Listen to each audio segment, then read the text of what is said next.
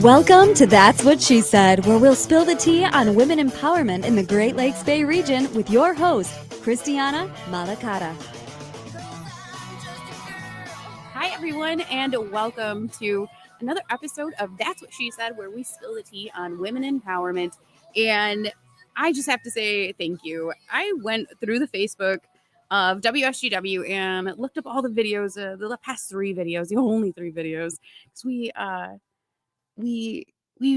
did it. We did it. We broke the 500 views record on the last lives, all of them. And it's phenomenal to me because I'm like, what? There's that many people out there listening.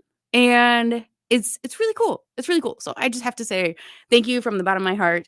And let's keep this momentum going, right? So before I introduce Samantha, the guest for today, I must say that it is beautiful outside.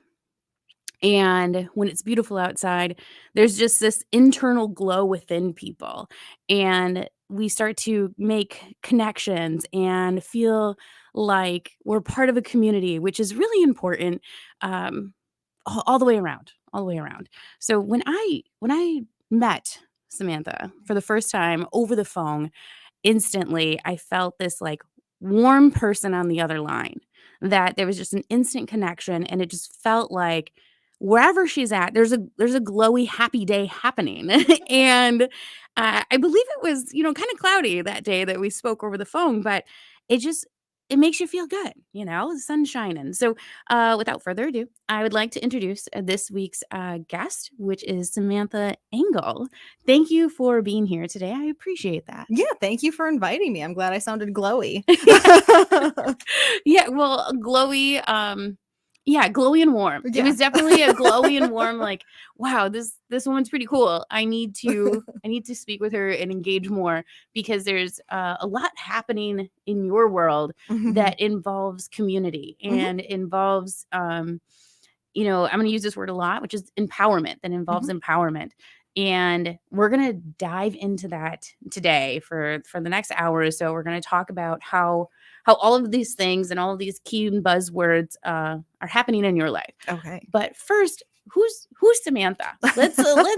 Let's share with our viewers who you are and what you do and where you're from. Sure. So I've lived in Saginaw now for almost 11 years. I'm originally from the west side of the state. So my heart is at Lake Michigan generally. So I have to admit that. Yeah. But I went to college, studied history, and now actually I've spent about a decade working in museums. But in January, I just started working as the director of the Reed Association of Saginaw County here in town. So I'm about 7 months into that journey now. Oh, congratulations Thank on you. that. What is the Reed Association? Yeah, so the Reed Association is a youth literacy nonprofit here in Saginaw. So we do a variety of different programs. We've been around since the 60s with our mentor program, where trained volunteer mentors go into schools to read with kids who need a little bit more help with their reading skills and their reading proficiency.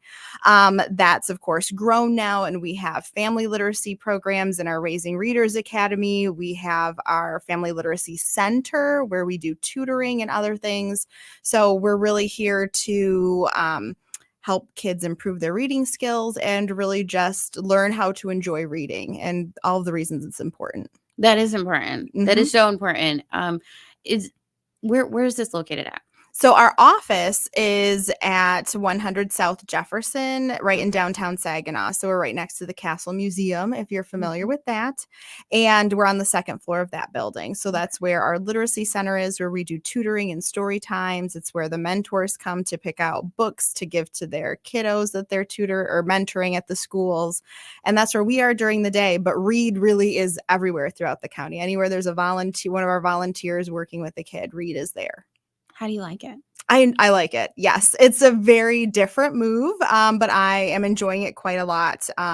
There's a really good feel-good feeling that comes from the work that Probably I'm doing. Warm and glowy. Yes, exactly. Yes. And, I just, you feel like you're working to make positive change in the community and ultimately the world. So I like that. Wow.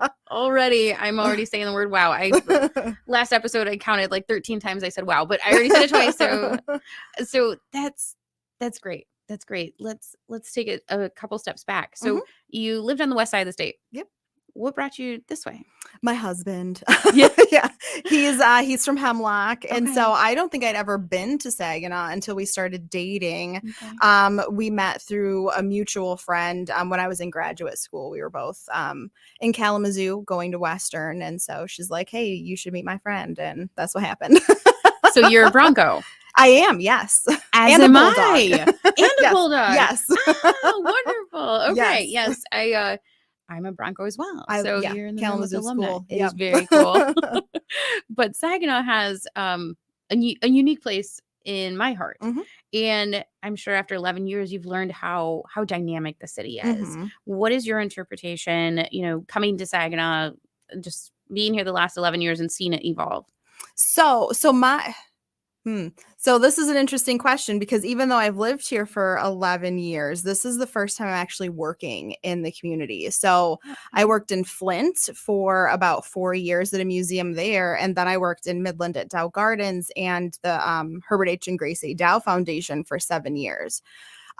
Making the transition to working in Saginaw has given me a much greater appreciation for, everybody working to grow the city, to make those positive changes. And I can really see, some of the good things about it that perhaps I just, I came home, I slept, I did the fun things. I went to visit my family on the west side of the state. But then I was going to work elsewhere. Okay. And so, I'm enjoying it a lot. There's a passion and I think a love and, everybody's in it together feeling that I really like. You can see it. You can see that there are several entities in Saginaw working towards a goal. Yeah. And the goal is to just make this a better place. There's always room for improvement in things, which I'm sure in your line of work, you're always striving for what's next, what's the next right move, right? So when it comes to your current role, how was that different from the past roles when it went to community outreach? Yeah, so obviously having studied history, I think knowing and understanding history and teaching history is incredibly important.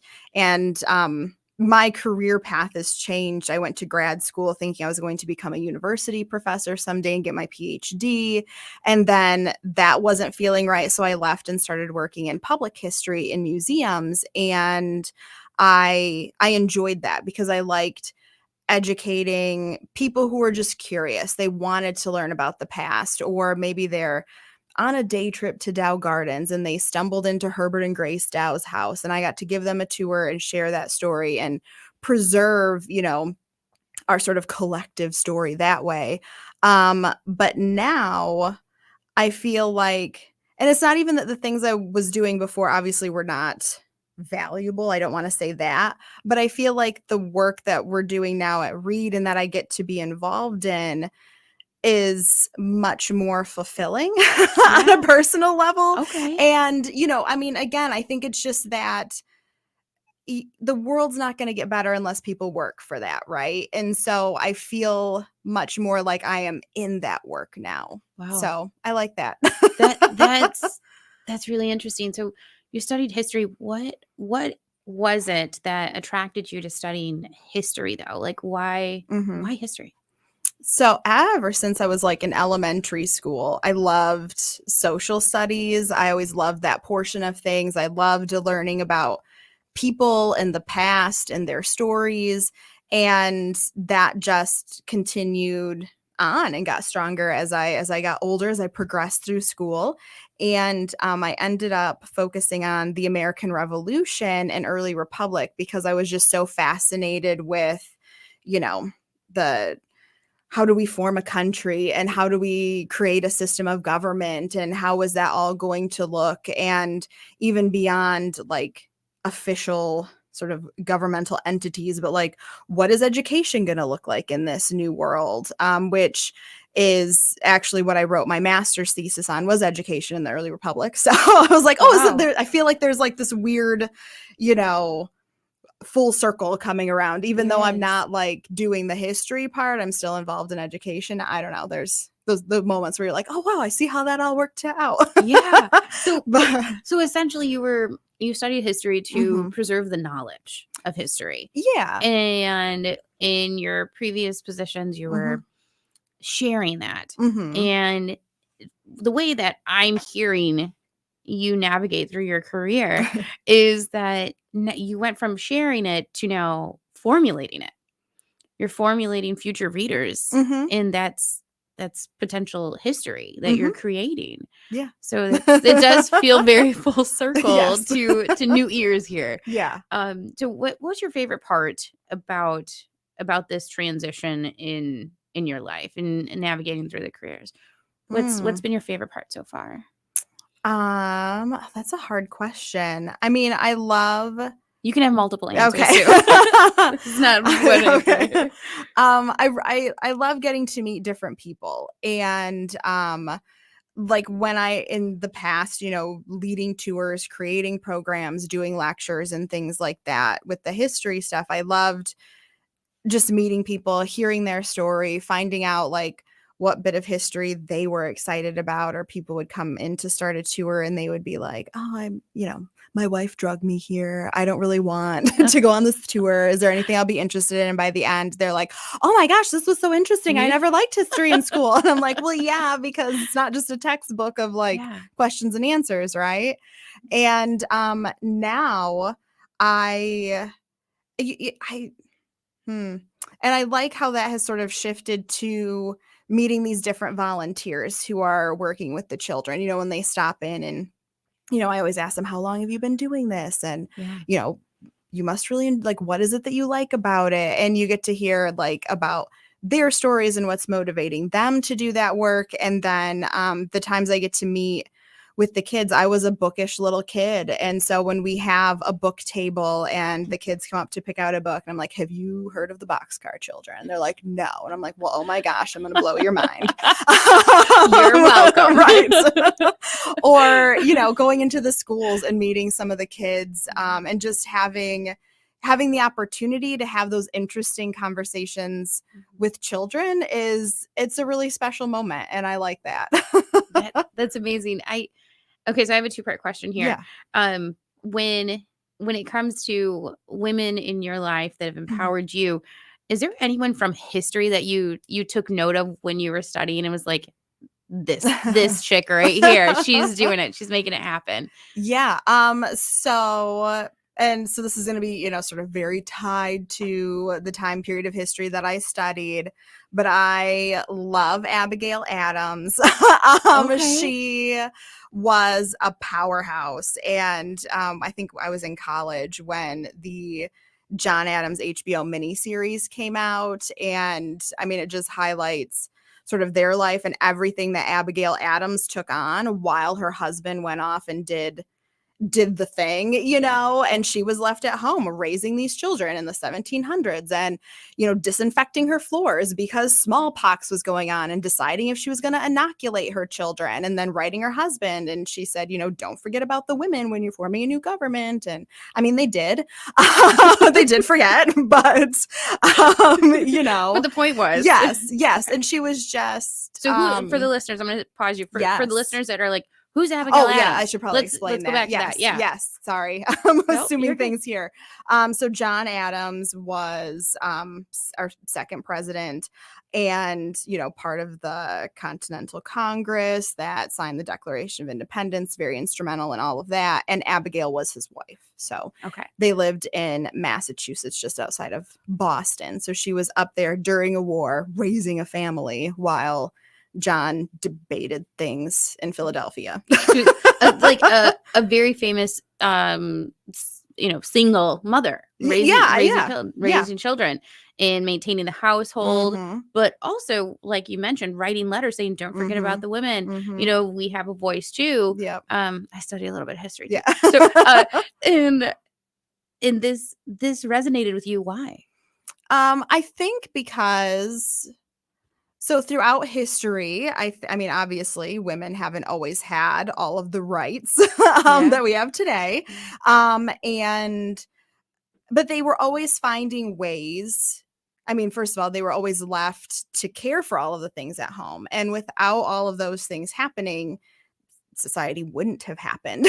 Yeah. If all the men were just out businessing all the time, then who is actually raising families and doing the work of the house? And so I think that's part of it, but also women were able to find ways within their own accepted sphere, the women's sphere of work, the household duties, the sewing, the mending, the raising children, to actually make a difference through that. So when I worked at the museum in Flint, the Whaley Historic House Museum, we had a quilting bee program. And the idea behind it is that women, they could quilt, they could sew, and they would do these things, sell that, raise money, and then donate it to like abolitionist societies advocating for the end of slavery and things. So even though they couldn't vote, they were still able to use their work and the things that were expected of them to make a difference. So I knew this, and I'm sure some of Yeah. our listeners do, but the way that you just said that right now is so pivotal. To me, that feels very much like a go-getter woman who's Mhm. just not going to stop and finding the avenue to make a change. Mhm. So essentially making a change, and Yep. women making a change right from the beginning. Mhm. So using that same mindset, is there anyone that you have in your life, in your Mhm. foundation, that was that person for you in your Mhm. life? Mhm. I mean, not to be like super cliched, but Go for it. my mom was always a very important person in my life, and she stopped working when my sister and I were young. I have a little sister who's a few years younger than me.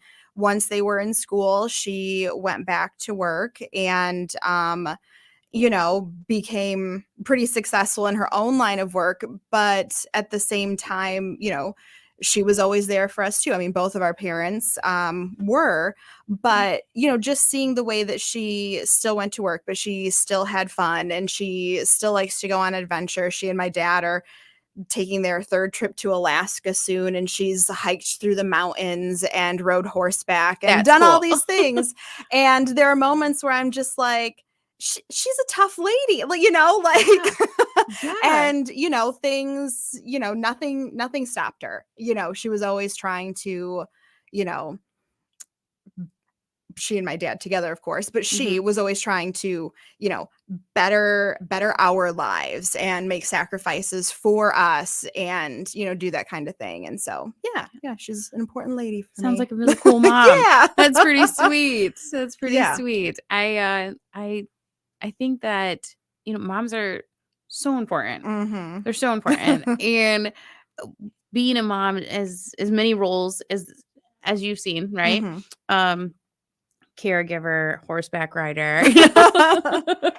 But so when it comes to the Read Association, Mhm. do you or have you encountered youth coming to you, or coming to another mentor in the Mhm. program and being that person to them? Yeah, and I mean, I think that's part of the idea. I mean, of course, these volunteer mentors are there to help the kids read, but also they're there to be that constant positive adult presence in their life. And maybe those children have that at home, but maybe they don't, and that's what they need. Or maybe they just have many siblings and it's easy to get, lost in the shuffle, whatever it may be. They have that, individual for 30 minutes a week who they can work with, talk to, tell them what's going on. In my position, I don't get to spend all that much time with the kids myself, but I do go to one of the elementary schools in the city, and it's a program that's specifically adult men working with boys, young boys, Oh, third and fourth. okay. So they see them through for 2 years, so third and fourth grade. And, so I'm just there making sure people go where they need to go, checking in, sitting down with them, that kind of thing. And I was only with these kiddos for half of the school year for 1 day a week, not even doing all of the reading with them. But like on the last day, they were all about to leave. And I said, bye, have a good summer. And one came back and gave me a hug. And I felt like, I was like, oh my gosh, I could, you could almost tear up because I think you don't realize, even though that's just a few moments of your day, how much of an impression that time can make on a child. And so it was a moving experience for me. That sounds like it. And so I have 2 little ones at home, and it's so unique to experience having me, hustle and bustle through my day. And then at the end of the day, I'm like, hey, what was one thing, that was your favorite part of today? Or what is something you did today? And they'll pick out the most minuscule thing, and then they'll keep it, they'll keep it with them. So I think that, in my opinion, I think that, that hug. Right. And that's something that you carried. Yep. But like, let's pivot to that kid. What is it? We, of course we don't know, but like, I wonder what it is that they were thinking through this whole, weekly experience of, Miss Samantha's coming in, they would look forward to that. And you don't really know what type of a difference you're making in someone's life. Yep. You really don't. Yep. Have you ever heard that saying where, it's, you meet 100 people, but everybody has met 100 of you? Because everyone has their own different version of themselves. Right. A different version of you to themselves. Right. So do you ever maybe like think of that when you're encountering in the public, especially with Reed? I mean, I try, and maybe it's because I've had to do, so much like leading the tours in the past and doing the public programs and whatever, that it's almost like it's really easy to get that persona, like I'm in presenter mode or I'm in whatever mode. But now that I am actually working in the community that I live in, I often wonder like, oh, what if I like went to Meijer in my scrubby clothes because I'm in the middle of a project, and then you run into, volunteer or, would I ever see one of the kiddos like out and about in public, like just those little things, I've wondered about, because of course, just like you said, I mean, it's kind of like when you're little and you think your teachers are only your teachers and like, that's it. And then you see them out in the wild. Yeah. And it's like, see them at Kroger. That's Mrs. So-and-so. I mean, I guess I've often, I often wonder that, but I also probably too much, and this might speak to, some other things about my personality, but, I always want to leave people feeling good. So like, I'm the type of person who, if like the Meijer greeter is looking the other direction, I still make sure to say hello or goodbye or whatever it is. I worked as a barista in a couple coffee shops in college, and sometimes people's like, well, it wouldn't have been hard to just smile, or be nice or say hi. And so I think because of that, I just always am, I don't know, I want you to think I'm pleasant. So you are. And like I started the show with saying, you're warm and glowy. You're most definitely warm and glowy.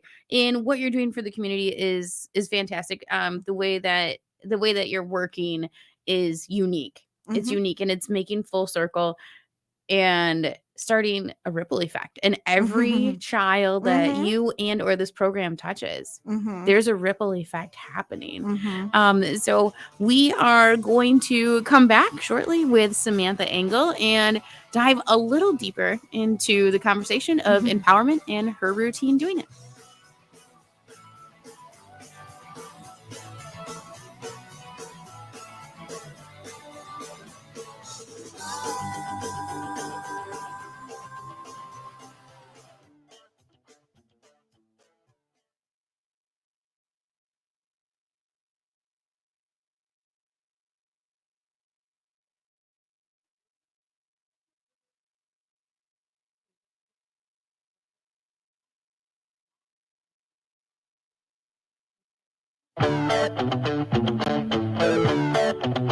That's What She Said with Christiana. Malacara is back. Now let's spill the tea.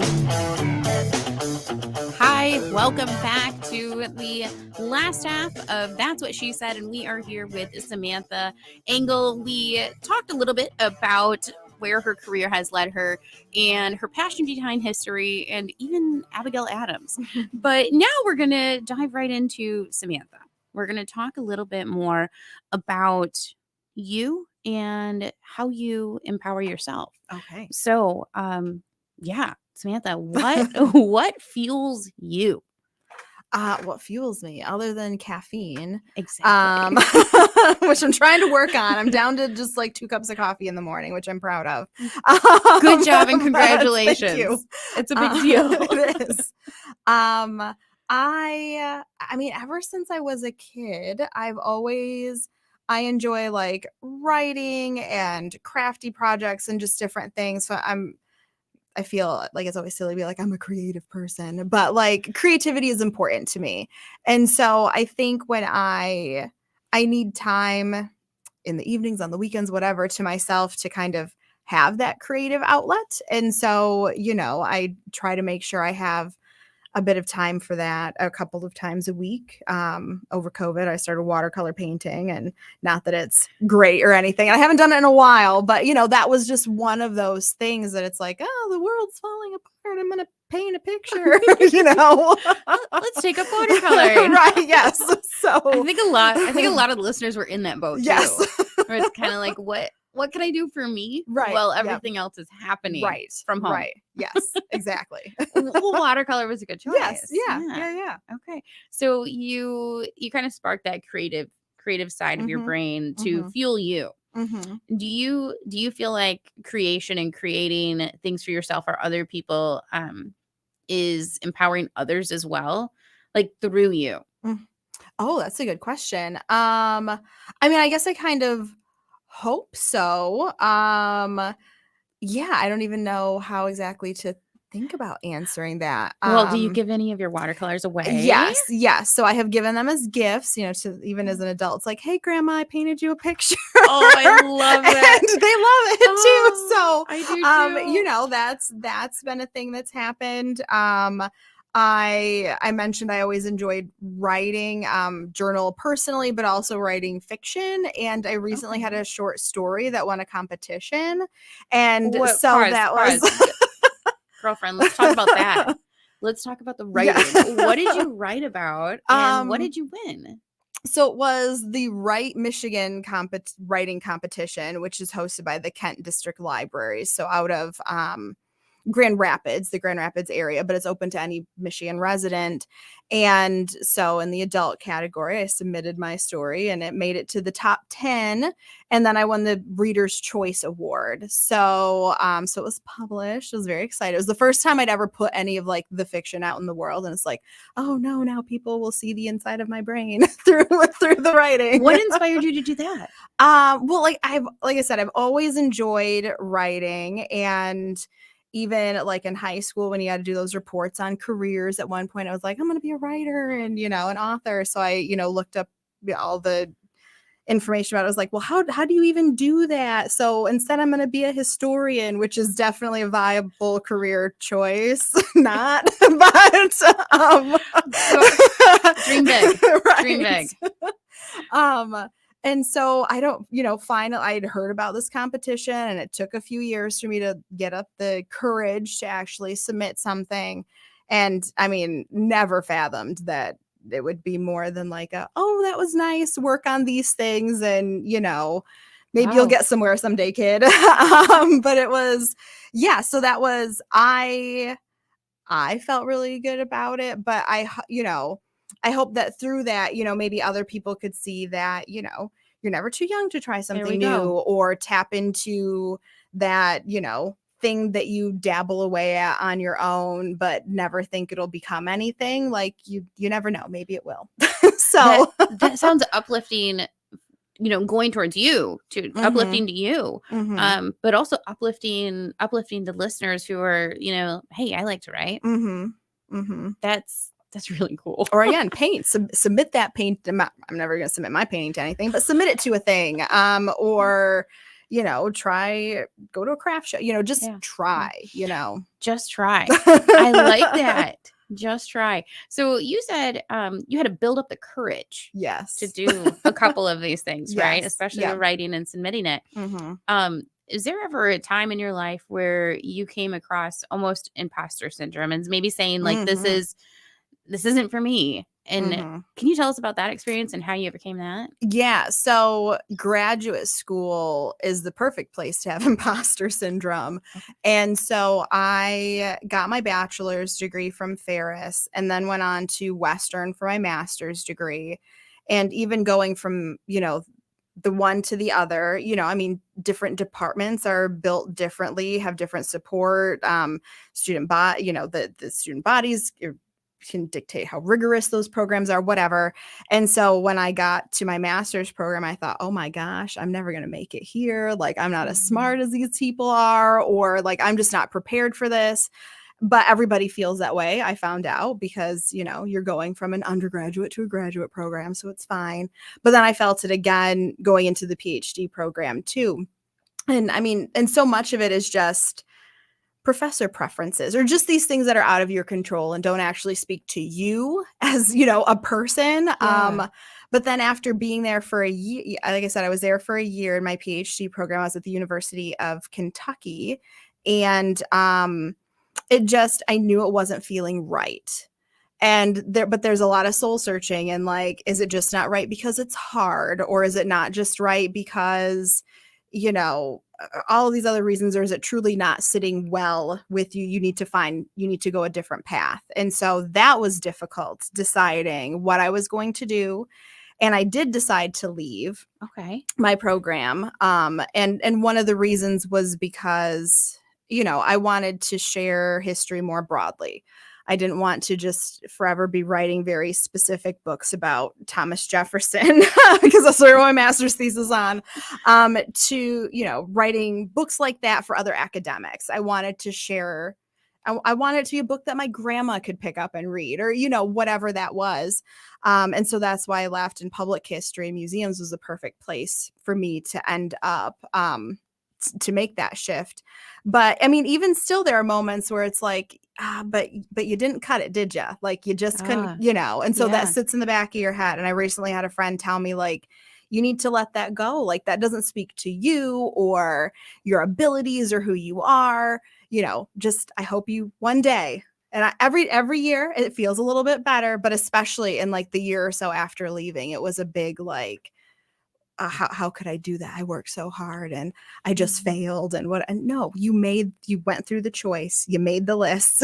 you did what was right for you, So did you, during that time, how did you actually overcome that? Did you, like you said, you made the list. Did you make a pros and cons list? Did you, you had a conversation with a friend? What were some of those things? Yeah. So I mean, talked to my parents, talked to friends. I talked to some of my professors. I'm still Facebook friends with some of my professors, from my undergrad and graduate years. And so, talked with a lot of them about it. And, I thought, you can always change course. And if you leave and you feel in your heart that, maybe this just wasn't the right place for you to do this thing, you can find another place to do it. And that's finding your place. Yeah.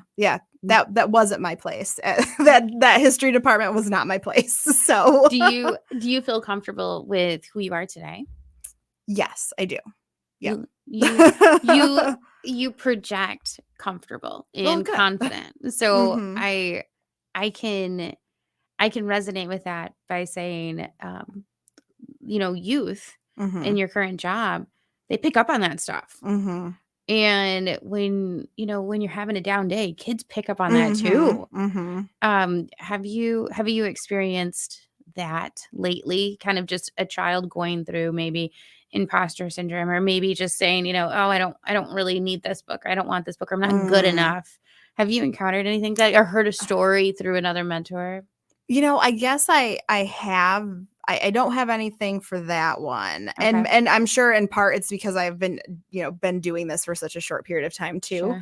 Sure. But one of the things that we talk about a lot is how, building reading skills can really build confidence. And so for children, well, I'm sure for anybody, an adult or child. Yeah. But right now I'm going through some of the different surveys the mentors fill out with the kids at the beginning and the end of the school year. So I'm going through those 23-24 school year surveys. And there are a couple of them where, a mentor will write a note, and the one said, oh, this, so-and-so really didn't want to put in an effort to try and read when we started. But the one said, now when I show up, he asks if he gets to read with me today. And so, to see like a turnaround, that 180. And, it's the course of a school year. A lot happens in a child's life during those, what is it, 8 months, 9 months, whatever a school year is. And they're also working on things in the classroom. But, that person is showing up for them every week, doing that work with them every week. And, it contributed to the difference. It does, because they're picking up on attitude, right? Yes. They're picking up on attitude, and who's their champion and who's in the corner for them. You had mentioned you had friends and family in your corner, and now you are essentially in the corner of not only this youth but the mentors, right? Yes. So how many mentors are there, and can you share a story where you've uplifted one of them through this process? Oh, so I haven't had too many, at this point, of those types of conversations with the mentors specifically. I did hold a couple of different sit down discussions with some of the different mentors and things. We did a couple Zoom meetings and a couple of in-person meetings. And, they, as people showing up to the school to read with these kids every week, they have their own struggles and difficulties and frustrations and things like that. And so, we're talking about things and ways that we can make changes to our program, so that I want to make sure that they basically just get to think about having fun with the kids for that half hour. We can take care of all of the nuts and bolts and things. We can get them the books that they need, but what am I trying to say? I want to make it as easy and enjoyable for them as possible, and be there to encourage them. I don't want them to, I don't want a volunteer to feel like they're struggling through the school year and they're just trying to get through it. I want to make sure that they're enjoying it, because like you said, the kid picks up on that. And so we want the child to feel the warmth and the support coming from the volunteer as well. I don't think I answered that very well, but that we're going to use that as a board to jump off of here. Support. What does support look like for you in your life right now? So my husband is very supportive, and he's been very supportive through this job change also. I mean, it was a big shift. I was very scared, very nervous, and dealing with very different things than I dealt with in my last position. But he actually, prior to COVID, volunteered with Read too. And so he has a really good, he's like, when he saw the posting, oh, you should apply for it. You should. And I was like, oh, I don't know. I don't have an education background like that, but, and so he's excited for me to be here. And so he's been a great support, and I still, talk to my parents. And like I said, even occasionally on Facebook, one of my old professors, they'll say, oh, we're so proud of you when I post like a new thing or post the story, vote for my story that was in the competition. And so it just, it feels nice knowing that as I've gone through my life, you don't pick up everybody for forever. And sometimes people are only in your life for a little amount of time. And that's okay. I think people are there for what they're intended to be, the purpose of, no, I'm not wording that well. But you have people come in and out of your life to leave footprints, and leave an impression on you. Yes. And then maybe they're moving on, or maybe you're moving on. But you've grown together and you've learned something, right? And you can still, and to know that even through people coming and going, you've built this cheering crew. It's just really good. It's a good feeling that oh, because we all wonder what other people think of us, I think. Yeah. And maybe as women more so, perhaps how other people are interpreting us, and to know that there are people who want to stick by you through the years and see you through all of that, that's an empowering feeling. You're right. You're right.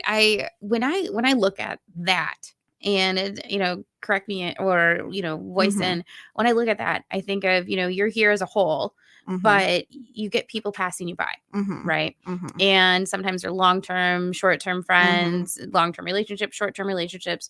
But you always end up with a cheerleader every once in a while, right? Mhm. So how and why is that important to keep cheerleaders in your corner?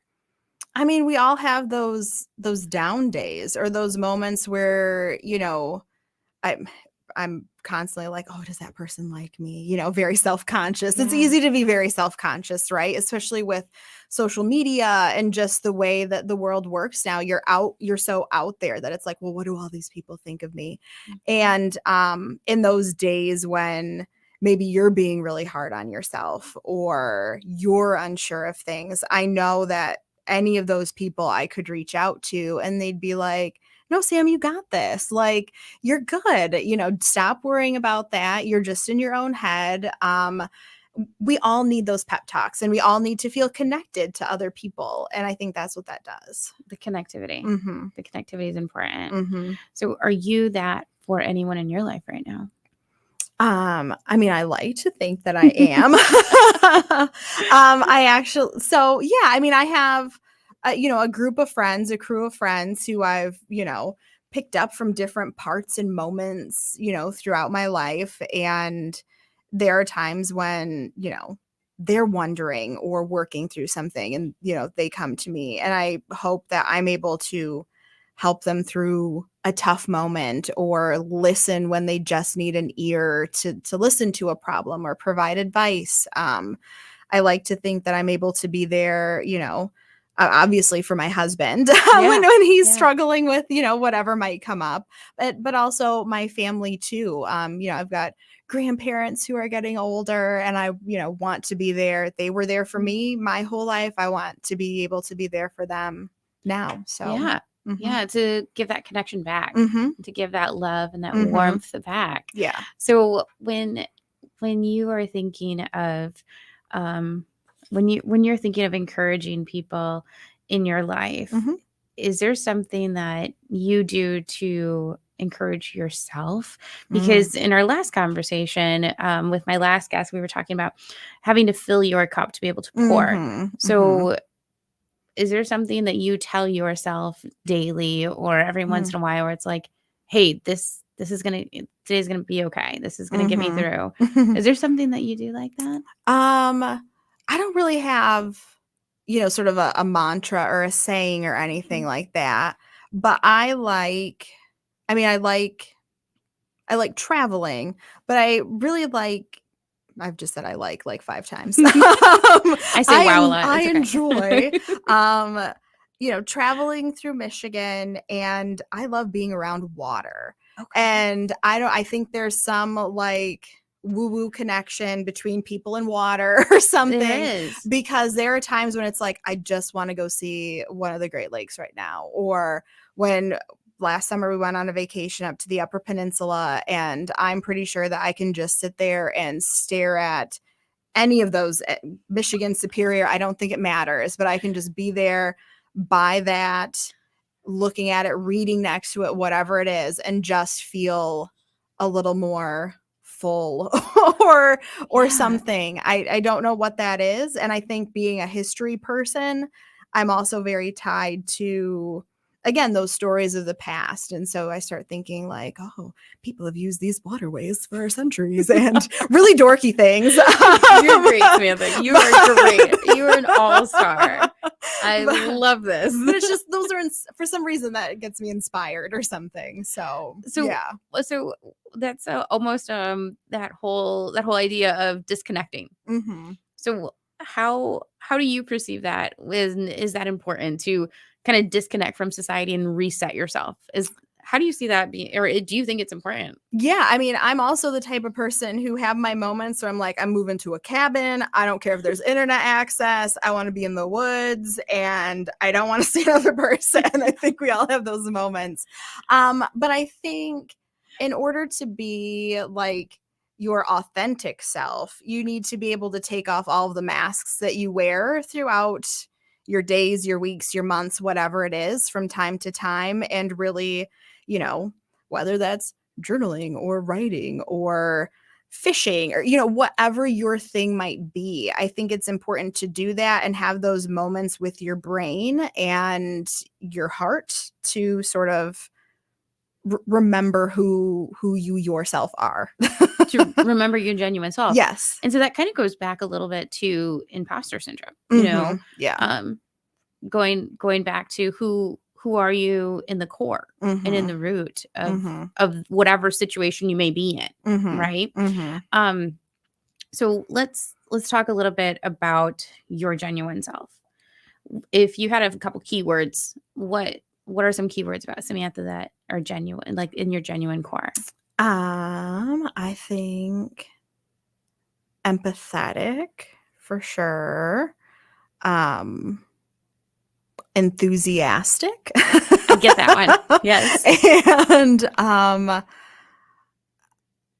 I am, although it may not seem it, I'm a bit of an introvert, or I'm somewhere in that way where I like moments like this and I like being around people and presenting, but then I need to go have your social battery needs to recharge. That's exactly what it is. Yeah.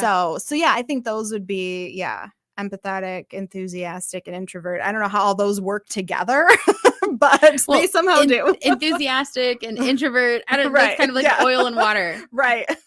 But we all have those moments where we need to be one or the other. Right. Yep. And it's important. It sounds like, especially in your field now, it's important to be dynamic. Yeah. It's important to be dynamic because you're working behind the screens on those nuts and bolts and then out in person in the community, creating that ripple effect and showing your genuine self. Yeah. That's a beautiful thing. I should have wrote that down. Yeah. It's good. Well, I think that you're absolutely wonderful. So when we're talking a little bit more in regards to navigating through your inner self and kind of where that road takes you, what do you see next for yourself? That's a good question. And this doesn't have to be a career or anything like that, but like, how do you perceive yourself? Do you more energetic or more empathetic or a complete introvert, and I'm going to have to find you in a cabin? Right. Turn left at the tree with the fork or, something. Yeah. No, I know I'm going to be spending a lot more time writing. So that's something that's, I think going through the competition has definitely boosted my confidence in that. And so that's something that I'm still going to pursue. But I think I'm always working on ways to not working on ways. I think growing one's empathy, especially these days, is an important exercise. So I'm really into Mr. Rogers. And I love that. Yeah. And so I think, did he talk about, or maybe it was an author writing about him, I'm not sure, but they talked about how, you have to work and exercise your empathy in order to be able to feel for others. And I think that the work that the mentors do with the kids, I think it's an exercise in empathy. You're showing up for these kiddos, you're feeling with them. And so I think that's an important thing to focus on and to carry throughout our lives. And I absolutely love that. Practicing empathy with Samantha Engel. Thank you very much for being on the show. And that's what she said.